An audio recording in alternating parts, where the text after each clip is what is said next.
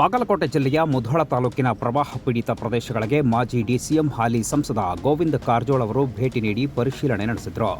August 5 ಮಧ್ಯಾಹ್ನ 12 ಗಂಟೆ ಮುಧೋಳ ಭಾಗದಲ್ಲಿ ಘಟಪ್ರಭಾ ನದಿ ಉಕ್ಕಿ ಹರಿಯುತ್ತಿದ್ದು, ಬೆಳಗಾವಿಯ ಹಿಡಕಲ್ ಜಲಾಶಯದಿಂದ 26,000 ಕ್ಯೂಸೆಕ್ಗಿಂತಲೂ ಅಧಿಕ ಪ್ರಮಾಣದ ನೀರನ್ನು ಹರಿಬಿಡಲಾಗಿದೆ.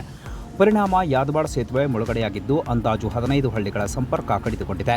ನದಿ ಪಾತ್ರದ ಜಮೀನುಗಳಿಗೆ ನೀರು ನುಗ್ಗಿ ಬೆಳೆಹಾನಿಯಾಗಿದೆ. ಹೀಗಾಗಿ ಯಾದವಾಡ ಸೇತುವೆಗೆ ಭೇಟಿ ನೀಡಿ ಪ್ರಸ್ತುತ ವಾಸ್ತವ ಸ್ಥಿತಿಯನ್ನು ಸಂಸದ ಗೋವಿಂದ ಕಾರಜೋಳ ಅವರು ವೀಕ್ಷಣೆ ಮಾಡಿದರು. ಈ ಸಂದರ್ಭದಲ್ಲಿ ಸ್ಥಳೀಯ ಬಿಜೆಪಿಯ ಮುಖಂಡರು ಗೋವಿಂದ ಕಾರಜೋಳ ಅವರಿಗೆ ಸಾಥ್ ನೀಡಿದರು.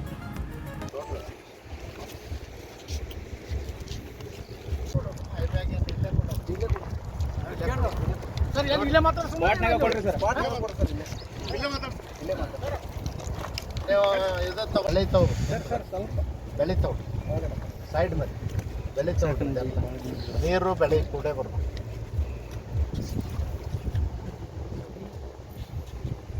ಬಟ್ ಎಷ್ಟಾಗಿರ್ಬೋದ್ರಿ? ಕಾಂಗ್ರೆಸ್ ಸರ್ಕಾರ ಶೀಘ್ರದಲ್ಲಿಯೇ ಪತನವಾಗಲಿದೆ ಎಂದು ಮಾಜಿ ಡಿಸಿಎಂ ಗೋವಿಂದ ಕಾರಜೋಳ ಅವರು ಭವಿಷ್ಯವನ್ನು ನುಡಿದಿದ್ದಾರೆ. ಆಗಸ್ಟ್ 5 ಮಧ್ಯಾಹ್ನ 1 ಗಂಟೆ ಬಾಗಲಕೋಟೆ ಜಿಲ್ಲೆಯ ಮುಧೋಳ ನಗರದಲ್ಲಿ ಮಾತನಾಡಿರುವ ಅವರು, ಕಾಂಗ್ರೆಸ್ ಹಗರಣಗಳಲ್ಲಿಯೇ ಮುಳುಗುವುದಕ್ಕೆ ಮೂರೇಗೇನು ಬಾಕಿ ಇದೆ ಎಂದು ಅವರು ಹೇಳಿದ್ದಾರೆ. ಕಾಂಗ್ರೆಸ್ ಸರ್ಕಾರದ ಪತನದ ಕುರಿತು ಅವರು ಭವಿಷ್ಯವನ್ನು ನುಡಿದಿದ್ದು, ಬಿಜೆಪಿ ತಿರುಕನ ಕನಸು ಕಾಣುತ್ತಿದೆ ಎಂಬ ಡಿಕೆ ಶಿವಕುಮಾರ್ ಅವರ ಹೇಳಿಕೆಗೆ ತಿರುಗೇಟನ್ನು ನೀಡಿದ್ದಾರೆ. ಅದು ತಿರುಕನ ಕನಸು, ಹಾಲು ಕುಡಿದು ಸಾಯ್ತಾರೋ ನೀವೇ ಕಾಯ್ದು ನೋಡಿ. ಕಾಂಗ್ರೆಸ್ನವರು ಹಗರಣದಲ್ಲಿ ಸಿಕ್ಕಿ ಹಾಕಿಕೊಂಡಿದ್ದಾರೆ. ಕಾಂಗ್ರೆಸ್ ಮುಳುಗಲು ಕೇವಲ ಮೂರೇಗೇನು ಬಾಕಿ ಇದೆ. ವಾಲ್ಮೀಕಿ ಹಗರಣ ಅದು ಸಣ್ಣದಲ್ಲ. ಸರ್ಕಾರದ ಖಜಾನೆಯನ್ನೇ ಲೂಟಿ ಹೊಡೆದಿದ್ದಾರೆ. ಮೂಡಾದಲ್ಲೂ ರೆಡ್ ಹ್ಯಾಂಡ್ ಆಗಿ ಸಿಕ್ಕಿಬಿದ್ದಿದ್ದಾರೆ. ನೆರೆ ರಾಜ್ಯದ ಲೋಕಸಭಾ ಚುನಾವಣೆಗೆ ಕಾಂಗ್ರೆಸ್ ಪಕ್ಷಕ್ಕೆ ಹಣ ಕೊಟ್ಟಿದ್ದಾರೆ. ಈ ಹಗರಣದಲ್ಲಿ ಕಾಂಗ್ರೆಸ್ ಸರ್ಕಾರ ಉಳಿಯಲು ಸಾಧ್ಯವಿಲ್ಲ. ಬಹಳಷ್ಟು ಜನ ಶಾಸಕರು ಚಡಪಡಿಸುತ್ತಿದ್ದಾರೆ ಎಂದು ಕಾಂಗ್ರೆಸ್ ಪತನವಾಗಲಿದೆ ಎಂದು ಭವಿಷ್ಯವನ್ನು ನುಡಿದಿದ್ದಾರೆ. ತಿರುಕನ್ ಕನಸದನೋ ಅಥವಾ ಹಾಲು ಕುಡಿದು ಸಾಯ್ತಾರೋ ನೀವೇ ನೋಡಿ, ಕಾದು ನೋಡಿ.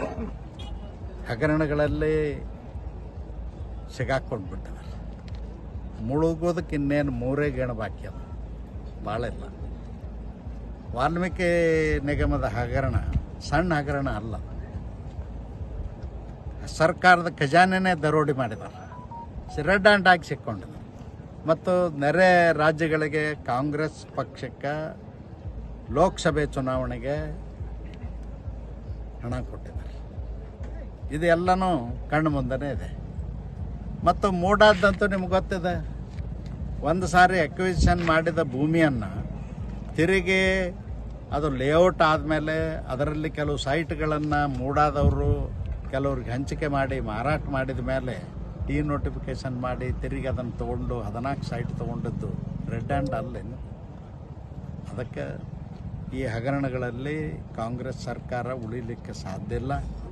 ಅನೇಕ ಕಾಂಗ್ರೆಸ್ಸಿನ MLAಗಳು ಚಡ್ಪಡಿಸ್ತಾ ಇದ್ದಾರೆ. ನಾವು ಯಾವಾಗ ಇದನ್ನು ಕಾಂಗ್ರೆಸ್ಸಿನ ಖಿಲಾಪದಿಂದ ದೂರ ಹೋಗೋಣ ಅಂತೇಳಿ ಅದಕ್ಕೆ ಕಾದು ನೋಡಿ. ಸಿದ್ದರಾಮಯ್ಯನವರನ್ನ ಕಂಡರೆ ಅಮಿತ್ ಶಾ ಮತ್ತು ಪ್ರಧಾನಿ ಮೋದಿಯವರಿಗೆ ಭಯವಿದೆ ಎಂದು ಬಾಗಲಕೋಟೆ ನಗರದಲ್ಲಿ ಹುಣಗುಂದದ ಶಾಸಕ ವಿಜಯಾನಂದ ಕಾಶಪ್ಪಣ್ಣವರ ಅವರು ಹೇಳಿದ್ದಾರೆ. ಈ ವೇಳೆ ಬಿಜೆಪಿಯ ವಿರುದ್ಧ ಅವರು ಹರಿಹಾಯ್ದಿದ್ದಾರೆ. ಆಗಸ್ಟ್ 5 ಸಂಜೆ 4 ಗಂಟೆ ಬಾಗಲಕೋಟೆಯ ನವನಗರದಲ್ಲಿ ಅವರು ಮಾತನಾಡಿದ್ದು, ರಾಜ್ಯಪಾಲರು ಮುಖ್ಯಮಂತ್ರಿಗಳಿಗೆ ಶೋಕಾಸ್ ನೋಟಿಸ್ ಜಾರಿ ಮಾಡಿದ ವಿಚಾರಕ್ಕೆ ಸಂಬಂಧಪಟ್ಟಂತೆ ಅವರು ಮಾತನಾಡಿದ್ದು, ಕೇಂದ್ರ ಸರ್ಕಾರದ ವಿರುದ್ಧ ವಾಗ್ದಾಳಿ ನಡೆಸಿದ್ದಾರೆ. ಗಡಿಪಾರು ಆದವ ಈಗ ದೇಶದ ಗೃಹ ಮಂತ್ರಿ, ಇನ್ನು ಅಲ್ಪಸಂಖ್ಯಾತರನ್ನ ಕೊಂದವರು ದೇಶದ ಪ್ರಧಾನಮಂತ್ರಿ ಎಂದು ಕೇಂದ್ರ ಬಿಜೆಪಿಯ ಸರ್ಕಾರದ ವಿರುದ್ಧ ವಾಗ್ದಾಳಿ ನಡೆಸಿದ್ದಾರೆ. ಇನ್ನು ಸಿದ್ದರಾಮಯ್ಯ ಕೇವಲ ಅಹಿಂದಕ್ಕೆ ಮಾತ್ರ ನಾಯಕರಲ್ಲ, ಅವರು ಎಲ್ಲ ವರ್ಗದ ನಾಯಕರು.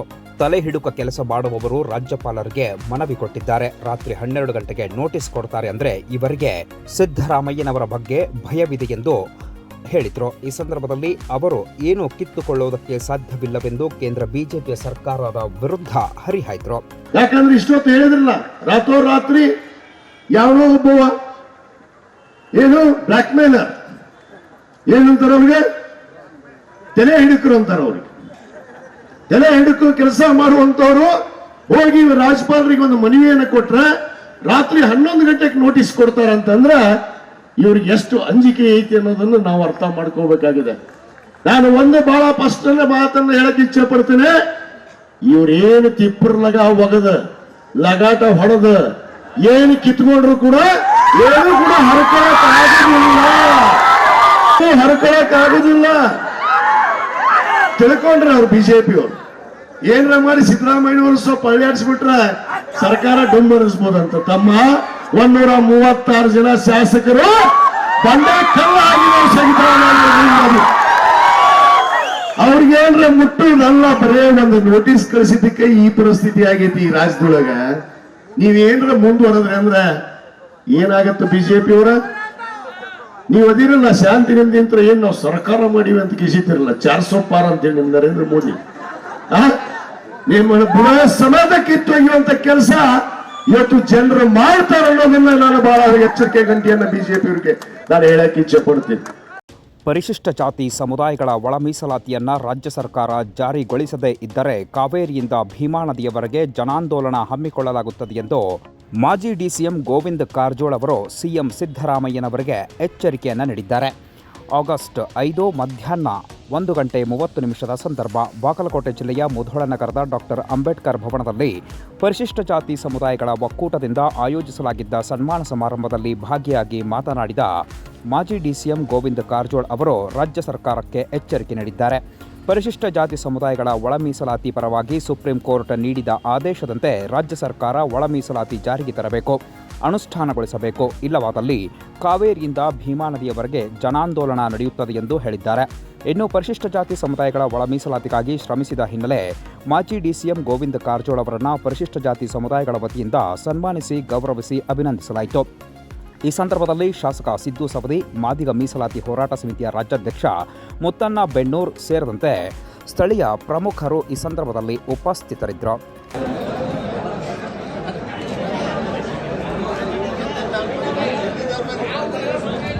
ಇದಾದ ನಂತರ ಅವ್ರು ಬಂದು ವೇದಿಕೆ ಮೇಲೆ ಸಾಹೇಬರಿಗೆ ಸನ್ಮಾನ ಮಾಡ್ರಿ. ಎಲ್ಲರಿಗೂ ಅವಕಾಶ ಇದೆ, ಶಾಂತಿಯಿಂದಿರಿ. ಮಾಧುಸ್ವಾಮಿ ಅವ್ರ ನೇತೃತ್ವದ ಏನು ಕಮಿಟಿ ಮಾಡಿದ್ವಿ, ಆ ಕಮಿಟಿ ಈಗಾಗಲೇ ಶಿಫಾರಸು ಮಾಡಿದ್ದಾಗ್ಯದ. ಅದು ಕೋರ್ಟಿಗೂ ಹೋಗಿದೆ, ಕೇಂದ್ರ ಸರ್ಕಾರಕ್ಕೂ ಹೋಗ್ಯದ. ಅದನ್ನೇ ಜಾರಿಗೆ ತಂದ್ರೆ ಸಾಕು, ಎಲ್ಲರಿಗೂ ನ್ಯಾಯ ಸಿಗ್ತದೆ, ಎಲ್ಲರೂ ಖುಷಿಯಿಂದ ಒಪ್ಕೊಳ್ತಾರೆ. ಈ ಕೆಲಸ ಮಾಡಲಿಕ್ಕೆ ಸಿದ್ದರಾಮಯ್ಯನವ್ರಿಗೆ ಒತ್ತಾಯ ಮಾಡ್ತೇನೆ. ಇವತ್ತು ಹೋರಾಟಗಾರರು ಇಲ್ಲೇ ಇದ್ದಾರೆ, ಉಳಿಯೋಕಿಲ್ರ. ಇದು ಆಗದೆ ಹೋದ್ರೆ ಸಿದ್ದರಾಮಯ್ಯನವ್ರು ಏನಾದರೂ ತಿಂಗಳ 70ನೊಳಗೆ ಇದನ್ನು ಜಾರಿಗೆ ತರದೇ ಹೋದ್ರೆ ಇದನ್ನು ಅನುಷ್ಠಾನಕ್ಕೆ ತರಲಿಕ್ಕೆ ಒಂದು ಜನ ಆಂದೋಲನ ಹೋರಾಟವನ್ನು ರೂಪಿಸ್ಬೇಕಾಗ್ತದೆ. ನಾವು ಇಡೀ ಕಾವೇರಿಯಿಂದ ಭೀಮಾ ನದಿವರೆಗೂ ಹೋರಾಟ ಮಾಡಬೇಕಾಗ್ತದೆ. ಸಿದ್ದರಾಮಯ್ಯನವ್ರ ಸರ್ಕಾರಕ್ಕೆ ಸವಾಲು ಒಡ್ಡಬೇಕಾಗ್ತದೆ. ಆ ಕೆಲಸಕ್ಕೆ ನೀವೆಲ್ಲ ಸಜ್ಜು ಆಗಬೇಕು ಸಮಾಜ ಅಂತೇಳಿ ಈ ಸಂದರ್ಭದೊಳಗೆ ಹೇಳಿ, ನನಗೇನು ಕರೆದು ಸತ್ಕಾರ ಮಾಡಿದ್ರಿ, ಸತ್ಕಾರ ಮಾಡಿದ್ದಕ್ಕೆ ನಿಮ್ಮೆಲ್ಲರಿಗೂ ಕೃತಜ್ಞತೆ ಹೇಳಿ ನನ್ನ ಮಾತು ಮುಗಿಸ್ತೇನೆ. ನಮಸ್ಕಾರ. ಸಂಚಾರಿ ನಿಯಮ ಪಾಲನೆ ಮಾಡದ ವಾಹನ ಸವಾರರಿಗೆ ಮತ್ತು ಮಾಲೀಕರಿಗೆ ಬಾಗಲಕೋಟೆ ಜಿಲ್ಲೆಯ ಜಮಖಂಡಿಯ ಶಹರ್ ಪೊಲೀಸ್ ಠಾಣೆಯ ಪೊಲೀಸರು ದಂಡ ವಿಧಿಸುವುದರ ಮೂಲಕ ಬಿಸಿ ಮುಟ್ಟಿಸಿದ್ದಾರೆ.